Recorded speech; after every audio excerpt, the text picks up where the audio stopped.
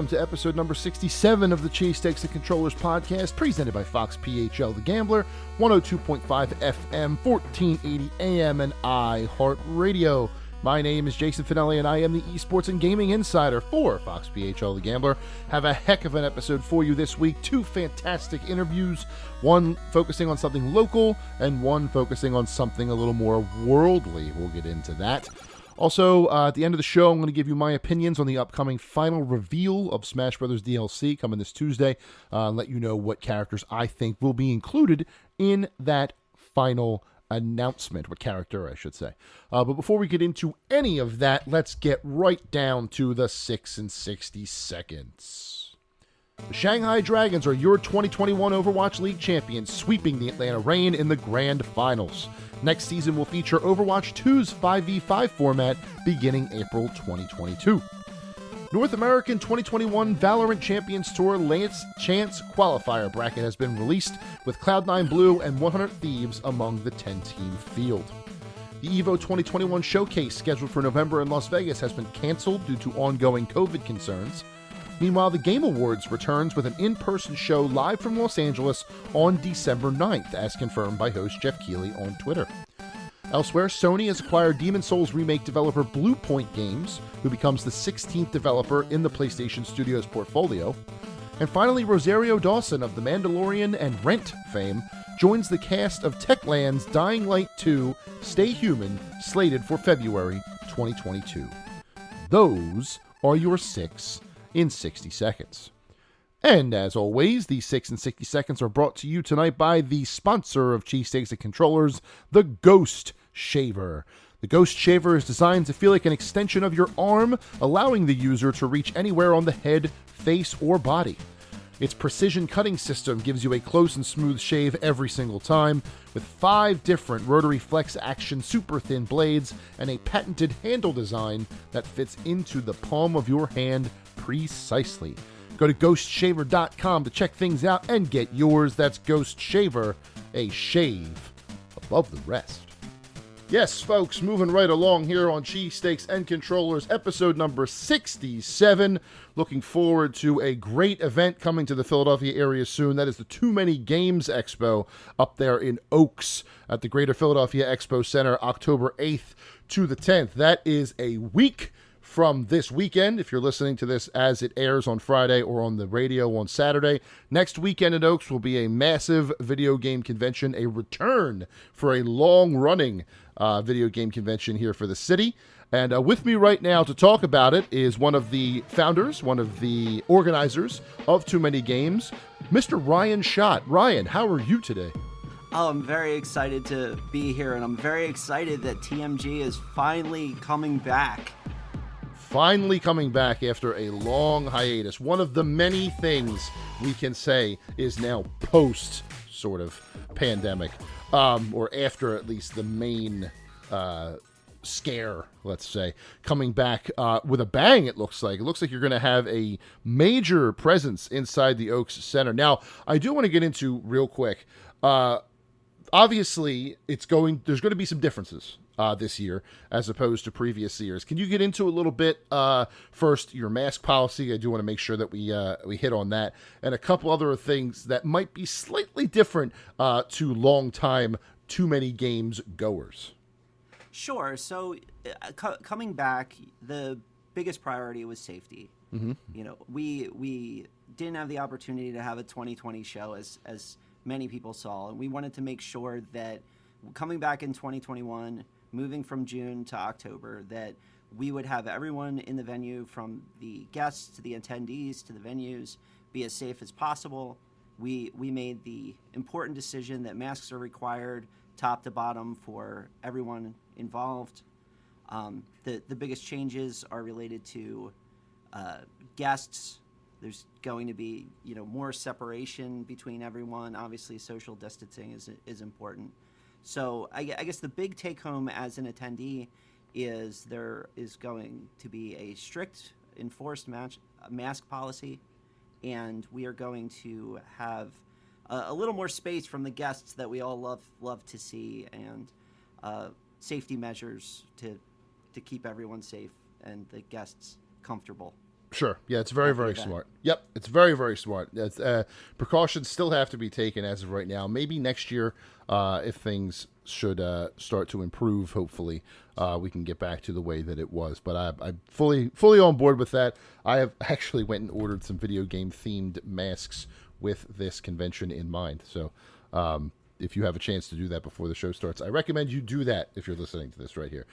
Speaking of guests, you did mention celebrity guests coming to the show. Some of them, some big names actually, you've picked up across all of video gaming. I notice a lot of content creators, a lot of streamers like Scott the Waz, Angry Video Game Nerd, Miss Click, I think I saw as well on your list on your website, but also Chumley from Pawn Stars. I have to ask, what was the impetus for that invitation? I'm not saying that as a slight to Chumley. I like me some Chumley, but I don't, when I think of video games, I don't think of Chumley. So how did you pitch it to him? I think that Chumley would like you to think of him when you think of video games. Oh, really? A big thing about TooManyGames, I should say the number one thing, the origin of the convention itself is our massive marketplace. That's true. We have so many video game vendors having everything from the common to the super rare. You have just bins of games to buy and look at, but then also behind the glass cases, you have the high ticket items.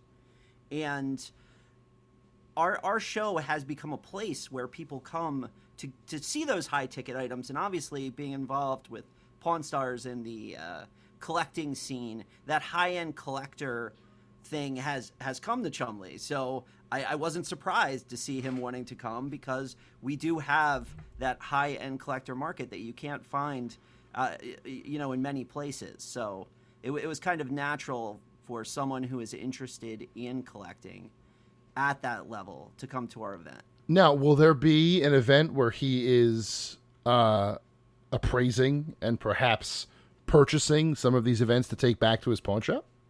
So I saw he has a fairly detailed booth area where he's going to have cases of games and all kinds of things. So there's going to be a big opportunity to interact and see some of those treasures there. That is cool. That is a very unique sort of attraction for a convention like this. I've been to many conventions in my time, but I have never heard of something like that, and I absolutely love it. What a fantastic idea. I wonder if there's anything around here I could dig up and say, hey, how much is this in your eyes? And have them look at me like, best I can do is $3. I know that's not Chumley, that's the owner, but still, I would love to be told to drop my expectations by an actual Pawn Star. That's awesome. But also, I would say the headliner of your celebrity guests. There are many great ones, but the headliner clearly is Charles Martinet, the voice of Super Mario, at least in the video games. Now we have to put that asterisk there, thanks to Chris Pratt. Has he attended before? I feel like I've seen his name before with your convention. So it was 2 shows ago. Charles was here, and it was just unbelievable, the amount of people who came out to see him, to interact with him, to get an autograph. It was a big hit, absolutely. I guess when it comes to video game voice actors, it doesn't get much bigger than the voice of Mario. That's true. Even though most of his voice acting in that regard is simple, like cheers or grunts, or you know what I mean? But that's still, that voice is so distinctive. Being able to have that name come into your convention is awesome. Looking forward to that as well. Now, he's running a panel, I did see, Saturday, if my memory serves me right. Yes, sir. And he'll be doing a Q&A as well. That's very, very cool. Will there be what other panels on the schedule are you particularly excited about and you think are going to have a nice turnout? So you had said earlier, you were talking about James Rolfe, the Angry Video Game Nerd. He has been a TooManyGames fixture for many, many years. But this year, in addition to the panels that he normally does, he's put together a band. And that band is called Rex Viper, and they're going to have their first performance at TooManyGames. Really? First performance ever? First live performance ever of Rex Viper. and I'm really excited about it. So are they is it original songs, or is it a cover band, a game cover band? What kind of music they playing? I guess the best way to think of it is they combine old movie soundtrack music, like Eye of the Tiger type stuff, with video games. So their music is typically, oh, here's this thing you love in video games, and then here is this thing you love in film or in music. So it's definitely got that rock energy. I like it a lot. That's cool. It's a perfect marriage of a guy who calls himself the Angry Video Game Nerd and the channel which hosted him, Cinemassacre. That's very cool. Did not know that was happening. That's a nice little perk for James Roll, for AVGN fans, who has had a local connection for a long time. I believe the premiere of his movie was up in Phoenixville. I remember seeing that on a marquee. I feel like he has some deep roots in this area. Is that correct? That's correct. James, is a New Jersey native, and now he's in the Philadelphia area. The Angry Video Game Nerd movie, again, premiered here. Every episode was shot in the area. He has been at TooManyGames for as long as I can remember. And the fans always love to see him out there. It's awesome. So that's very, very cool. You will have him as well. Pivoting into concerts, that is not the only concert that will be happening this week. During TooManyGames. I know concerts have been a staple of TMG. The nighttime concerts. You had Epic Rap Battles of History, if I recall. That was very sad to have missed that one.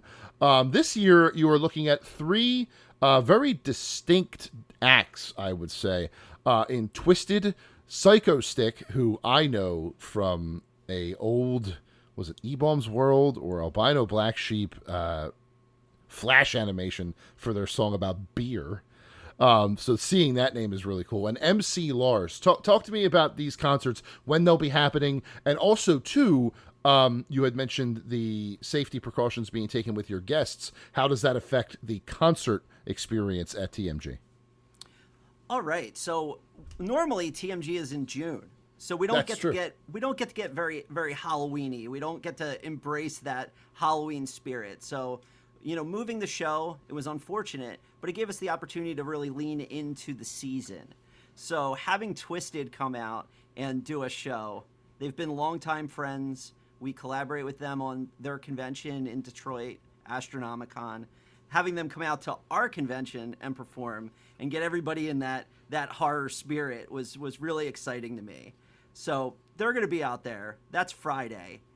Then Psycho Stick and Rex Viper are playing on Saturday, and that's going to be like the rock day. We also have MC Lars, who's a nerdcore rapper and a big, long-time friend of the convention and friend of us. And having him out to do his lit rap and his video game inspired rap is just really exciting. It's a great show. He's coming out Sunday? He is coming out on Friday before Twisted. Oh, okay. So Twisted, MC Lars and Twisted on Friday, Psycho Stick and Rex Viper on Saturday. It's quite a 2-night lineup for a game convention concert. I'm sure there's going to be a lot of people very excited about those. But will people be spaced out in those? So how's that going to work? We made big changes to the structure of the room so that there would be much more room. There's about 75% more floor space in that concert hall than there had been in the past. A lot of work went into just the logistics of where everything would be. There's going to be seating, which is something that we didn't do in the past, which will allow for more social distancing. So, yeah, big improvements to be able to separate everyone out so they can enjoy the show. Now, will there be a separate ticket needed, or is it still this is all included? All included. That's amazing. Think about that. All the things we've talked about so far: the marketplace, the celebrity guests, the panels, the concerts, all included in one pass. And we're not even done yet. We still have the arcade and console room to talk about, a massive indie game showcase with local and national indie gamers, and another event that I am very interested in, being a fan of this other section of geekdom. you're having a pro wrestling match in your convention. You're setting up a ring, and you're bringing in a federation that I had never heard of until this. And I did a little research, and I am blown away by what I'm seeing. That's cosplay pro wrestling. You have pro wrestlers in cosplay putting on a show, practicing their craft. Tell me a little bit about this CPW and the special appearances that will be joining them. Awesome. So on Saturday, we have our cosplay pro wrestling event. It is basically exactly what it sounds like. We have wrestlers, trained, skilled wrestlers, dressed as video game characters, interacting, giving you, last year, or the last time we had it, we had characters from Street Fighter fighting against characters from Mega Man. We had Solid Snake. We had Smash Brothers characters. We have all of these characters coming together and fighting to see who's the best. This is amazing. Now, are these wrestlers are they local indie wrestlers? Are they from other federations around the area, or is this like its own little insulated federation that runs all over the country? The best way to explain it is that they are regional wrestlers from a collection of places. Okay. I guess that's the best way to explain it. So, people, Eastern Seaboard type situation. Sure. But they all come together to do this one. In addition to the cosplay wrestling, which is always fun, we also have 3 wrestling guests that will be appearing. Will you now?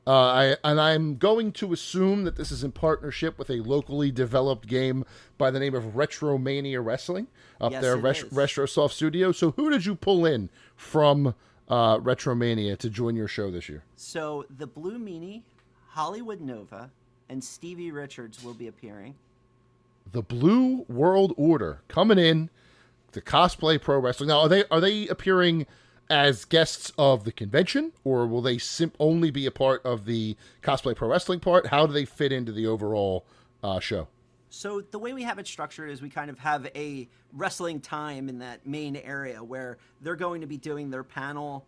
They're also going to be with the game.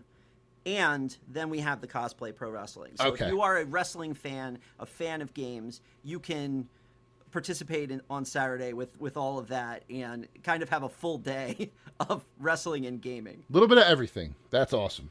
So one last question before I let you go here. I do want to talk a little bit more about some things that we may not have included in our discussions. Like there's how you will have a cosplay contest. I understand that there are tournaments in Smash Brothers. Smashadelphia is coming out. Magic the Gathering's coming out. Is there anything that we have not discussed, one event on your calendar that you specifically are zeroed in on, something that you think could be a very, very fun event that may not be listed, either it's not listed on the website or it might be underrated, let's say, an underrated part of the convention this year? This is actually, even though it's a new year, this is actually the biggest collection of video game tournaments that we have ever done at TMG. Wow. 25 video game tournaments, including the Smashadelphia Smash Brothers tournament, which is back after almost 2 years. That's the biggest thing. The other thing is I think our console area is the biggest it has ever been. That's cool. We have added a stage to our console area where we will have the rhythm and party games where people will be able to play those, and I'm really excited about that, to have that party atmosphere in the console area. That's cool. So you're gonna have like a DDR and Just Dance going on up there? All of that. Oh yes. man. Uh-oh.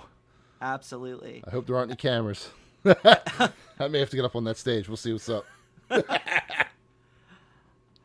Also in the tabletop space, we broke it out this year. So we have our Magic the Gathering tournaments, our big, dollar value tournament in Magic.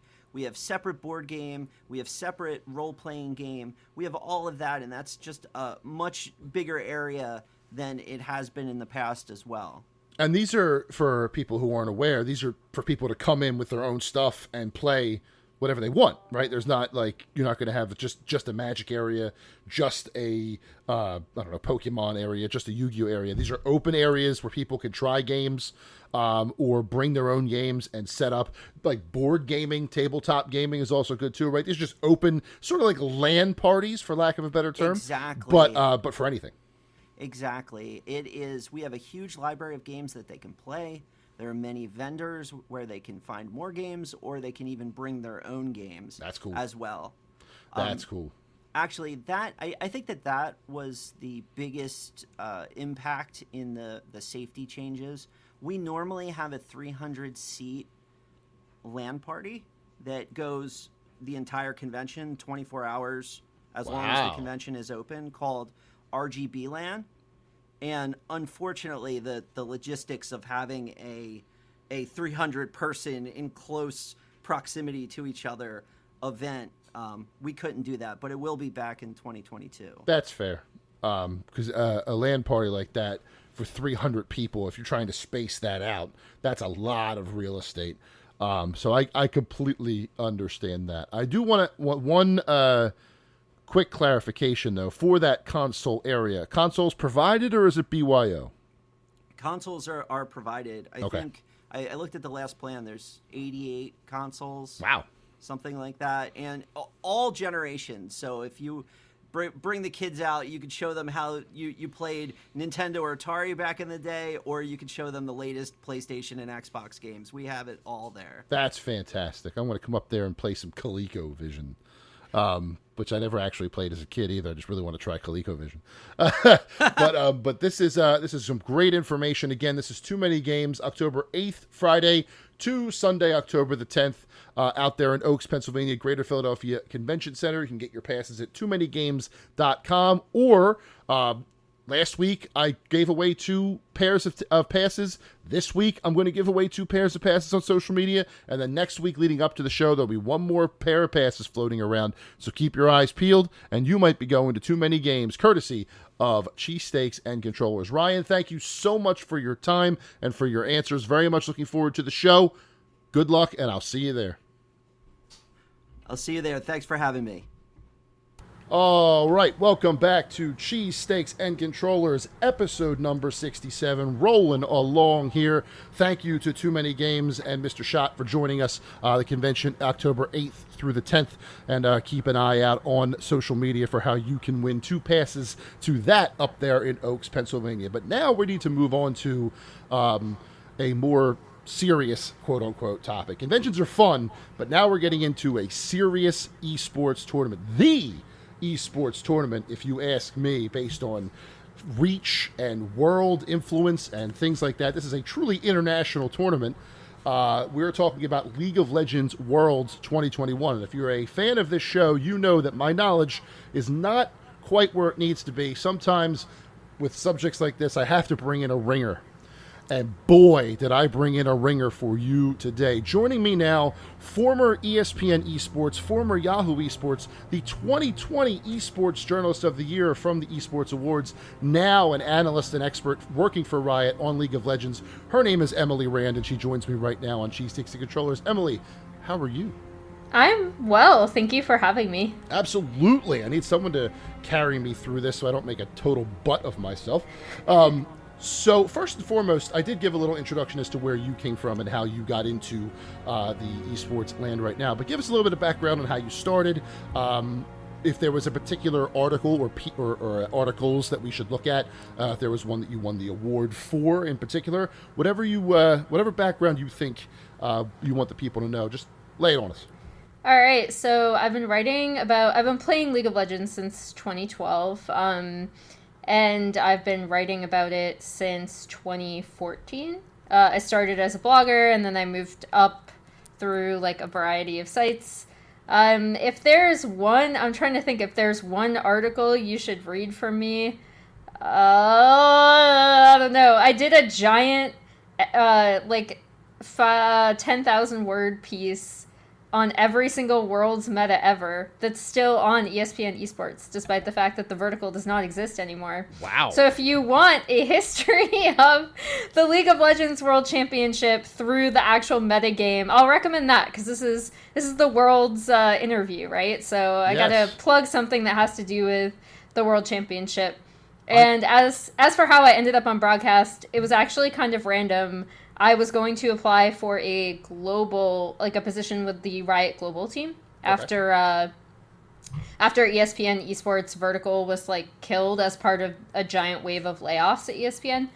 And the LCS approached me and they were like, would you like to be a broadcast analyst? And I thought to myself, this could either go very poorly or very well. But yeah, let's take a shot and try it out. And it ended up working out really well. I've had an amazing year. So, was there a transition period for you going from the written at ESPN to the on-camera stuff? Had you done on-camera before? I'd done like streaming. Okay. And so we did like a lot of Twitch shows at ESPN. I've done a ton of YouTube shows where it's just a bunch of us, you know, like talking head shows where we're just going over whatever plays, stuff like that. But in terms of actual broadcast, I had not done anything since something I was required to do for my degree back in college, where I was like reporting from a ski resort in Vermont as like part of someone else's project, because I went into written, not broadcasting. So yeah, it was actually, I'm still transitioning. I don't think I'm anywhere near where I could be in terms of being succinct in my analysis. Has been a problem. That, yeah, I went for broadcast, and other than podcasts, I haven't had a chance to do any on-camera stuff. I've been mostly written word, but even in the limited YouTube stuff that I have done, that succinctness is rare no matter what. That's definitely a trained ability that takes a lot of time, because you want to talk about this stuff. It's stuff that you love, and you could go off for hours about it. But in a broadcast situation, especially a highly produced one like the LCS desk analyst shows are, they only give you, 4 or 5 minutes, if that, to talk about a certain topic? Yeah, and it's really tough with League, too, because, I mean, we were talking about this off camera before the interview started, but League is a game that has so much context, and that context changes so consistently from patch to patch and from game to game. So that's what I love about it, and that's what makes it really fun to analyze. But also, yeah, I am going to work on my brevity for the upcoming year. As if the listeners needed any more proof that there is a lot of context in League of Legends, let's not forget 10,000 words on all of the world's map. That is a lot of context. So, moving on now to Worlds 2021, let's get into a little bit of the groups that have been selected, both in the play-ins and in the group stage. Talk to me about why Group A is so scary, and talk to me about which of the other three groups might you consider the quote-unquote weakest of the three. So I think the reason why people are highlighting, because whenever someone says, oh, what is the toughest group, you go one of two directions. You go which of the groups is the closest in terms of skill, or you just go with what group has two of like the toughest teams. And both Damwon Kia, 2020 Worlds winners, and Fun Plus Phoenix, 2019 Worlds winners, are both in Group A. So, and they're both, you know, I would say tournament favorites as well going into this year. They're both still looking incredibly strong, despite the fact that FPX did not actually win their regional finals, or their summer finals in LPL.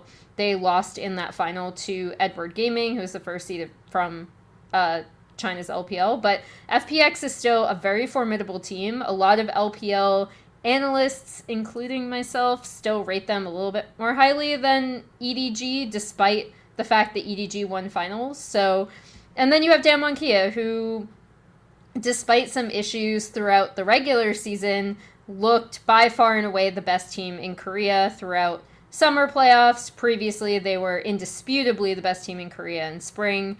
So, you know, they've just been on a roll since last year, despite changing out their top laner. Fun fact, actually, that top laner is now on FPX. So they basically swapped top laners and now they're in the same group, which is very funny. But yeah, so I think that's why everyone's pointing at that group, and they're like, well, good luck Rogue, and good luck C9 if C9 make it out of play-ins. They have to end up in this group, and I don't see either Rogue or C9 beating Damwon Kia or FPX. If they do, it will be a massive, massive upset. Yes, I was just going to say, give credit where it's due. Rogue is there too, but yeah, that group. After I'd done a little bit of research, you have the 2 defending champions in there, the runner-up of this year's MSI in Damwon also. Just an absolutely dynamite group, a scary one, and one to keep in mind as you're getting ready for Worlds this year. But moving on now to the other groups, based on what I'm seeing here, it's kind of hard to tell which one might be the easiest road for the teams that are in it. Like PSG Talon has to deal with the MSI winner, RNG. Edward, the LPL, has to deal with T1, a perennial favorite, as well as 100 Thieves, the first seed out of the LCS. So there's a lot of intrigue going into these groups. Is there a particular group or a particular matchup that you think this is what people should be focusing on outside of Group A?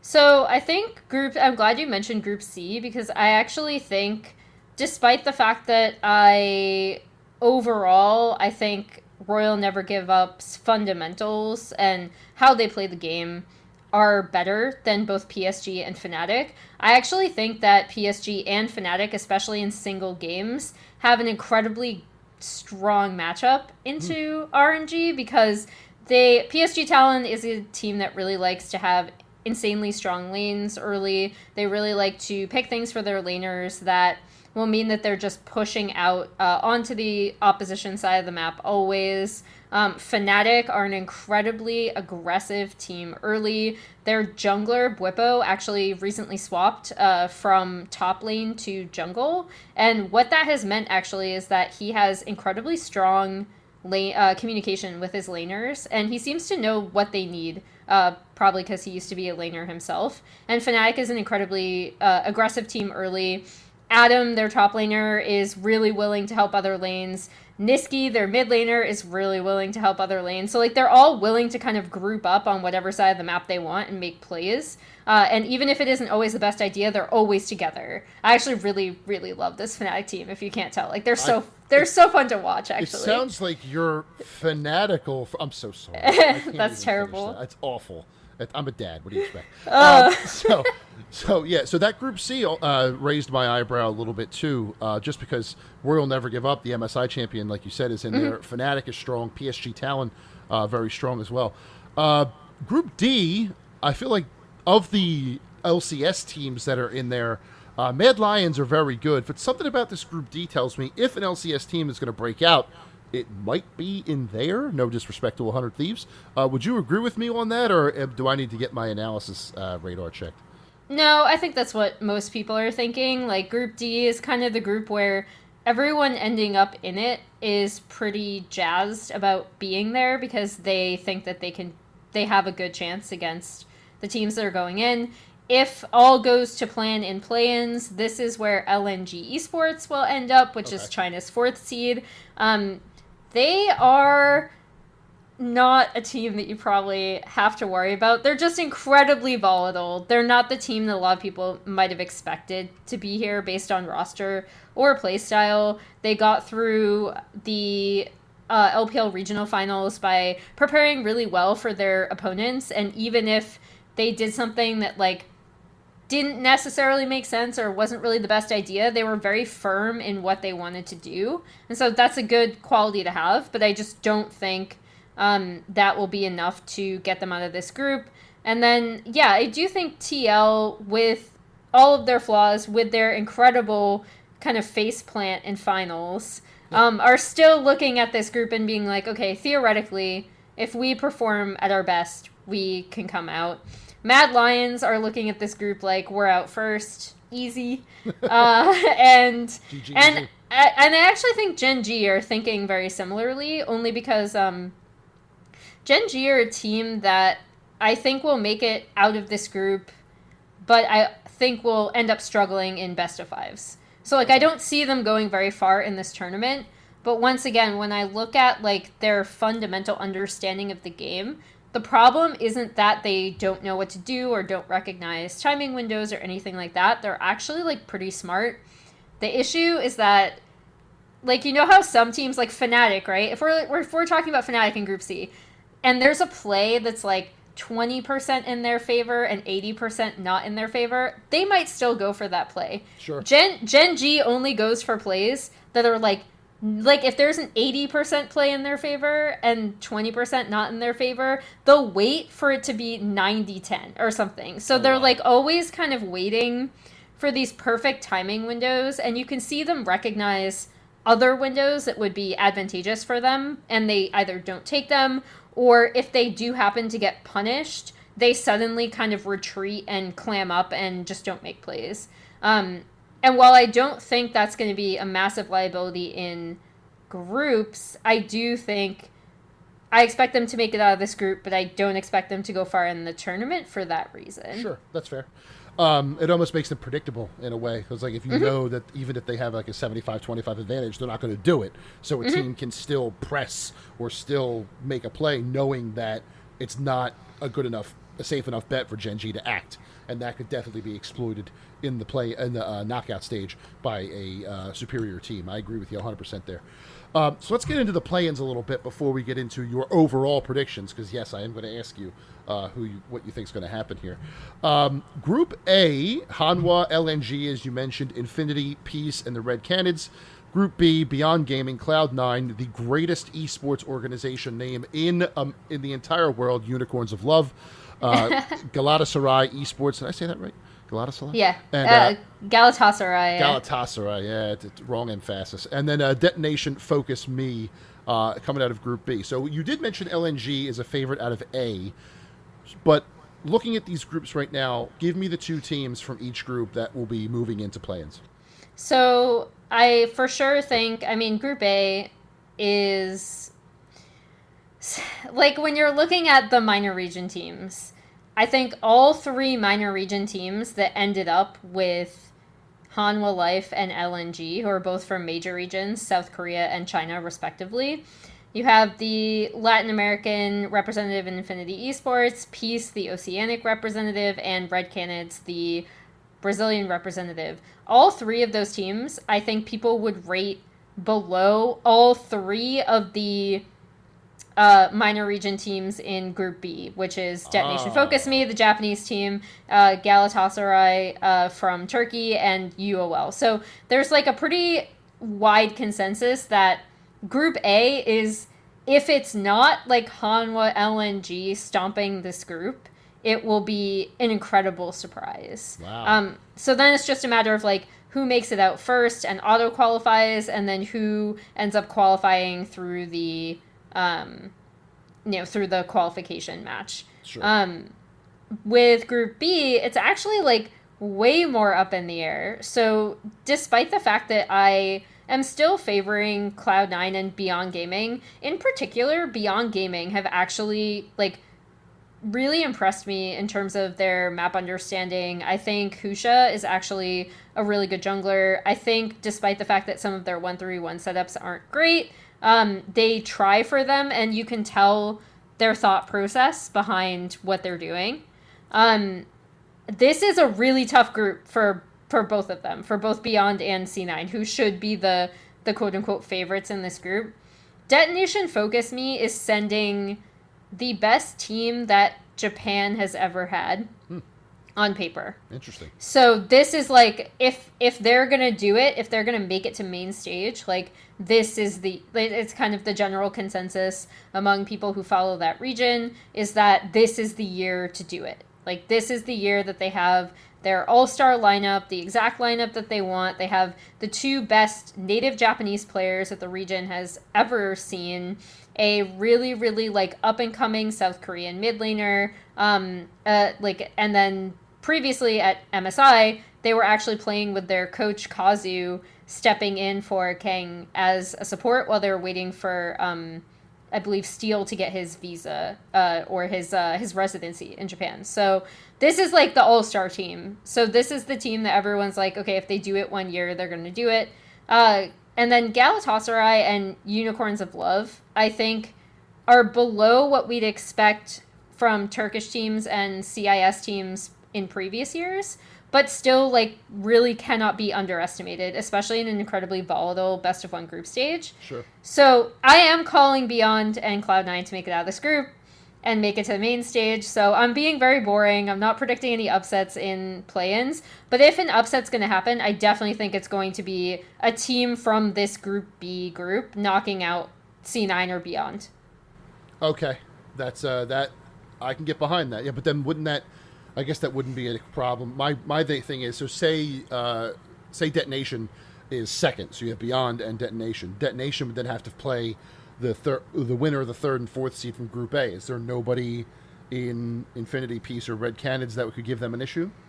I don't think so. No? Okay. I mean, I want to say Red because for anyone who actually knows me as an analyst, they know that I have a soft spot in my heart for Brazilian teams since I followed them and called a one-game upset of Kaboom over Alliance back in 2014. But so, like, I want to root for these guys. They have an amazing story. They were a 6th seed. They were not supposed to be here. They kind of had this miracle run after they swapped in their mid laner from their academy team, Grevthar, and their run through CBLOL playoffs is insanely impressive. They're a fun team to root for. I think of the 3 other teams, they are the best. However, I don't think that they will be able to topple just based on, like, their game knowledge and understanding would have to increase significantly through scrims prior to Worlds. I'll say that. It's not like it can't happen, but it's not probable. Sure. I completely understand that. So you're going safe in the play-ins. I always go safe, Hanwha, LNG, Beyond, and Cloud9, Group A and Group B, respectively. Now, just as a quick refresher, if there was 4 teams come out, where would that put them in the main groups? Obviously, C9 would go to A, RIP. Yep. You said D would be LNG? Yeah, so because you aren't allowed, the rules are that you cannot have more than one team from each major region in a group. It's actually, if all goes as planned, there's probably no group draw because they have to go in certain places. Right. C9 has to go in Group A. Beyond Gaming has to go in Group B because HLE has to go in Group C because that's the only team currently without a South Korean team. And LNG has to go in Group D because that is currently the only group without a Chinese team in it. Got it. Okay. So, I don't think I have to really remember that because I don't expect you to pick any of those teams to come out of groups. Spoilers, I am not. There you go. There it is. No one from the play-ins is getting out of groups. Sorry, guys. Okay, so run me through your group choices based on what we have here of the teams in each group. I imagine there will be a lot of safe bets. You did say you like to go safe. I do. I also imagine that Fnatic's going to play in there somewhere. So give me your knockouts. So I'm going with FPX and Damwon Kia getting out of Group A. I actually think Damwon Kia will top the group. As a avid LPL fan, listener, watcher, and proponent of more people that should watch the LPL teams are notably volatile in single games, and they will draft weird crap, and they will lose single games. FPX, in the year that they won, did this. They lost their first game against J-Team with, like, this really, really, like, if you took the nameplates off and you'd followed the FPX at all this year, you knew that this was an FPX draft. And it was bizarre, and everyone hated it. And then everyone thought the FPX were done. They were like, wow, the first seed from LPL is this bad. And then they ended up winning the tournament. So I think DK will top the group just because they're they're going to be probably more stable than FPX. Group B, I'm similarly, interestingly enough, which I think this is going to be kind of a hot take, but I am picking T1 to top the group and EDG to come in second. Okay. And then with Group C, I actually think it'll be RNG Fnatic, And Group D, I think it will be Mad Lions, Genji. All right, so Group B and C, you're shaking things up a little bit here. I'm with you on the RNG. Like I said, MSI winners this year. They know how to win in the big moments, so I don't think any of these group matches will phase them.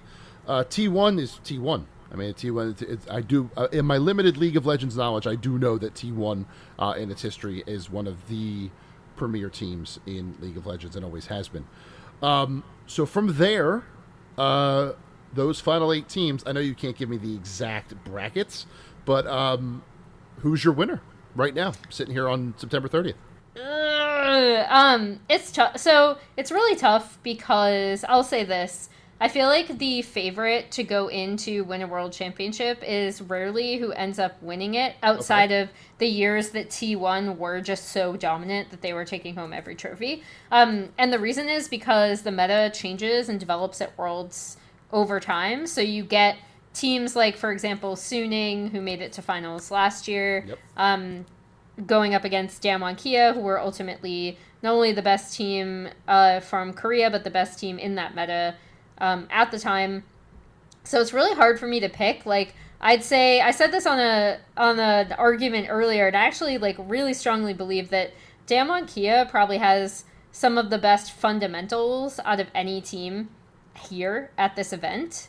However, I think that it's really difficult for me not to lean towards an FPX, because FPX are, if they're playing at their best, it is so difficult to beat this team because of the way that they play. I think they kind of figured out how to play with a roaming mid laner and a roaming support around jungle, and having that trio kind of roam and kill people, and they really figured that out before a lot of other teams did in 2019. And so even though I think a lot of teams play towards some version of that now, I still think FPX are the best. And despite Noguri's issues in the regular season, it's really comes down to, will TN be able to adjust to the jungle meta, which actually is a big question mark. But if FPX are playing at their best, they should win. I'm gonna give a nod to RNG. I actually think could be a dark horse. Not a lot of people are paying attention to them because they faltered in playoffs, but I still think they're a really good team. And then obviously I already mentioned them, Damwon Kia.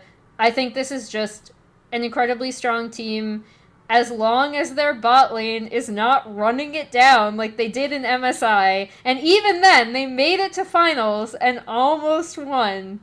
This is just it's not a team that to be messed with, because their understanding of how to play the game, their timing, specifically their jungler, who I think of the junglers at this tournament, he's one of the ones that I'm a lot less worried about transitioning to the rumored jungle meta, which is more of a Ghost Blade jungle carry meta that's a hybrid of the full clear meta we had previously and having good strong lane communication.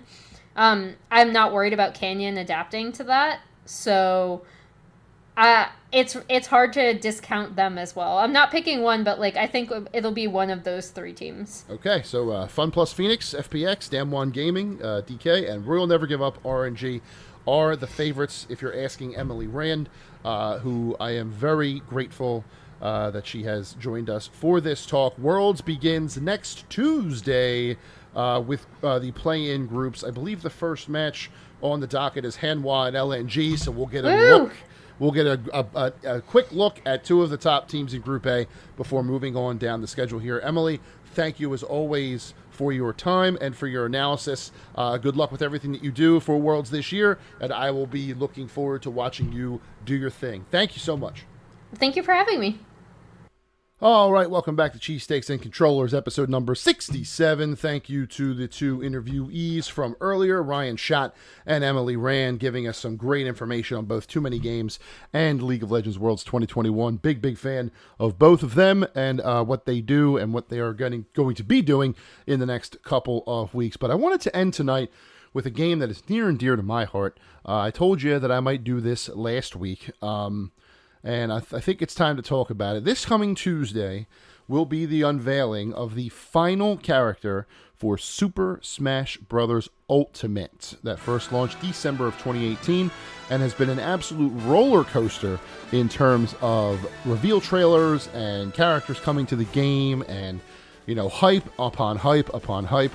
I'm kind of sad I'm kind of sad that the pandemic happened for many, many reasons, but one of the smaller reasons is the reaction videos from the Nintendo store in New York for some of these reveals are absolutely out of this world, and it's a shame that we will not be able to get any more of them after the ones that we received previously. The fact that we did not get a Nintendo World Store reaction to Steve from Minecraft, to Sephiroth, to Min Min, and Pyra and Mithra and Kazuya to a lesser extent, is a travesty. It's a robbery, and frankly, the world is worse not having them. And again, it's a small complaint compared to the rest of what the pandemic did, the havoc that it wreaked on the world and continues to wreak, but that's another story. But tonight I want to focus on this last character. There have been some thoughts as to who it might be. There have been some ideas, some theories floating around, and I just wanted to give my 2 cents on the 5 characters that I think it is most likely to be come Tuesday morning, 10 a.m. Eastern Time, when the final Smash Brothers presentation, final Smash Brothers Ultimate presentation kicks off with Mr. Sakurai. First one is one that is supported by a rumor/leak that has come out in the last week or so. It's a very much a tangential, hearsay, circumstantial sort of leak. A friend of a friend of a friend said that this is happening. But apparently, Nintendo has been ordering up a lot of Kingdom Hearts music. So Sora from Kingdom Hearts has become a huge favorite leading up to this presentation. I am of the opinion that Square Enix already got their character in this pass, so Sephiroth would take Sora's place. This also hurts another Square Enix character that I want in the name of Geno from Super Mario RPG. I don't think that's going to happen either for many reasons. The idea that Sora could make it in is interesting. I think Sora would fit right in to Smash Brothers. I think the possibilities for stage and things in the background and stuff like that, really, really cool. The music selections alone are enticing, but I just don't see... I would put Sora like 5th or 6th on my list of who this could be. Would make for a heck of an announcement. There's no denying that. I just don't think Sora is happening in this instance. The next one is one I think has a little more credence, just because there is the specter of Nintendo splitting this pass, but 3 third-party and 3 first-party, and this last character being a first-party character. And if there's going to be a first-party character that gets this sort of hoopla at the end of the pass, the only one I can think of is Waluigi. Now, Generation 8 Pokemon is what people are saying. I get that, whether it's Cinderace or whether it's Inteleon or whoever. But I think if it's going to be a first-party character at all, it's going to be Waluigi. I'm not worried about moveset so much. His assist trophy sort of fills those holes in. I'm sure Sakurai could make some sort of story in his presentation about how Waluigi breaks all the rules, the assist trophy rule included, and that's why he was able to snatch the final invitation. Whatever the case may be, this is a highly requested first-party character, one that I think the fans would appreciate, even the ones that are disappointed by it, like they would understand why Waluigi makes sense. It's not a basket that I am putting my eggs in, but I think that it is one of the more feasible first-party characters that could be joining the game. I've heard Bandana Waddle Dee from Kirby, but that's too obscure.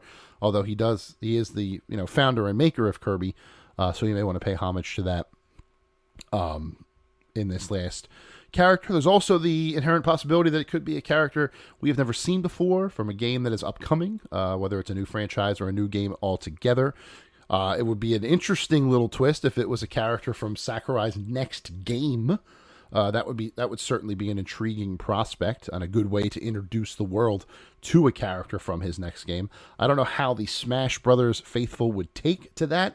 I imagine it would be a similar level of incredulity that the Street Fighter fans took to Luke, the final character in that pass, who is basically a window to the future, according to those developers. I imagine the reaction would be something like that until we see more of him. But in Smash Brothers' case, we're going to see everything we need to see as the character is announced right after it in a 40-minute presentation. So an original character, a brand new IP character, is a slight possibility. But again, I don't think this is actually going to be a first-party character. So let's move on. My third possibility is one that is driven from a theory that I've seen online, that of all the companies, of all the publishers that have supported Super Smash Bros. Ultimate through its lifetime, there is only one that people can think of where they have not received any characters in DLC yet, and that is Capcom, and that is the truth. There is no Capcom characters in either Fighter's Pass. Joker is Atlas, Dragon Quest Hero is Square Enix, Banjo-Kazooie is Microsoft, Terry is SNK, which is a fighting game, Capcom, probably the closest you're going to get. Byleth is first party, Min Min is first party, Steve is Microsoft, Sephiroth is Square Enix, Pyra/Mythra is first party, and Kazuya is Bandai Namco. So Capcom has yet to receive a DLC character, and if there's going to be a representative from Capcom, I think that should be Phoenix Wright. Ultimate Marvel vs. Capcom 3 proved that Phoenix Wright could be a fighting game character, and a good one. A very comical moveset based around his investigation and his interrogations. The words "hold it" and "objection" feature heavily into his moveset. And I could see Phoenix Wright making that transition into this game, Super Smash Bros. Ultimate, fairly easy. There was a terrific video that I watched on YouTube that laid out his possible moves and his stage and the music. Let's talk about good music. Phoenix Wright has a ton of great music that would fit in perfectly into this. I could also see Phoenix Wright relegated to a Mii costume, just because having a Mii with that hair would be hysterical. But Phoenix Wright as a full-blown character would make sense to me as well. Fourth in my possibilities, my second most possible, I think, is these two were getting into a bit of fantasy booking territory, to borrow a wrestling term. These are two characters that people have been frothing at the mouth over ever since this presentation was announced, and really ever since the DLC for Smash Brothers was announced, period. One of them has been a want in Smash Brothers since Wii U, and the other one has had his possibilities or his stock rise because of previous packs in the DLC offering. So the first one would be coming over from Activision, and that is Crash Bandicoot. I think Crash Bandicoot in Super Smash Bros. Ultimate is a perfect fit. I think his moveset and the things that he does are perfect for Super Smash Bros. A lot of spinning attacks, which Sonic has, a lot of different moveset options there. Music also very huge. You could borrow from his entire franchise. His stage, or plenty of Crash Bandicoot stages that would make perfect sense, and I feel like any of those would be any of his things would make him perfect for the Super Smash Bros. Ultimate final character. But there's one more that I think is a little bit better. The reason I'm leaning towards this character is because of the pomp and circumstance. Now, we've been burnt by this before. At the end of the first pack number 1, they did say that the final character of pack 1 will be unveiled, and ended up being Byleth from Fire Emblem. It burned us. It was a bit underwhelming. It was not something that any of us expected, but then they immediately announced that there was another pack coming with 6 more characters in it, which kind of eased the burn. They don't have that option this time. They've already said many times it is the final character, the final character, the final character. So, because of that, I think this is going to be a big-time barn burner. It's going to be one that's going to break the internet, much like Steve did 1 year ago. Today, if you're listening to this, October the 1st is when he was announced, 2020. I remember watching that in Charming Star Playroom up in Newtown Square, celebrating my daughter's 2nd birthday. Happy birthday, Charlotte. If you're listening to this on Friday the 1st, happy belated birthday if you're listening to it any other day. And that final character, the one that I am leaning towards, is Master Chief from Halo.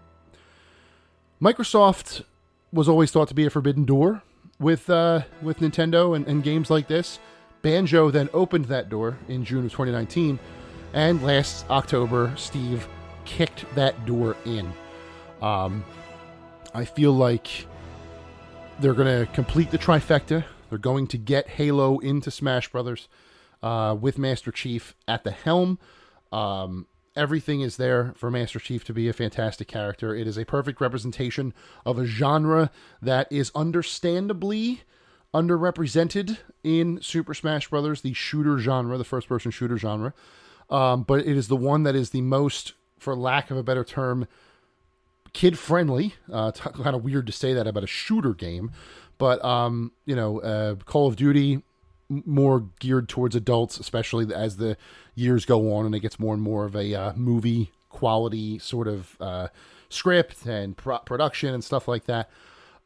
Same thing with other shooter games, but Halo has always had this air of, I don't want to say cartoonish qualities to it, but like if I'm playing Halo and I hit somebody with a rocket, I know they're just going to fly away. They're not going to, blow up into a million pieces. So should a kid walk in while I'm playing some Halo, or should a kid walk in on their parent playing Halo, they're not going to be, appalled by what they see. But so that's why I think Halo has the best chance of a shooter game getting into Super Smash Brothers Ultimate. Now, Snake is there, obviously. Metal Gear Solid, definitely more of an adult franchise. Persona 5 is here too. Bayonetta. There are arguments against what I'm saying, but I don't think a Call of Duty rep is going to make it into Super Smash Brothers. I think if there's going to be a pure shooter genre representative, it's going to happen now.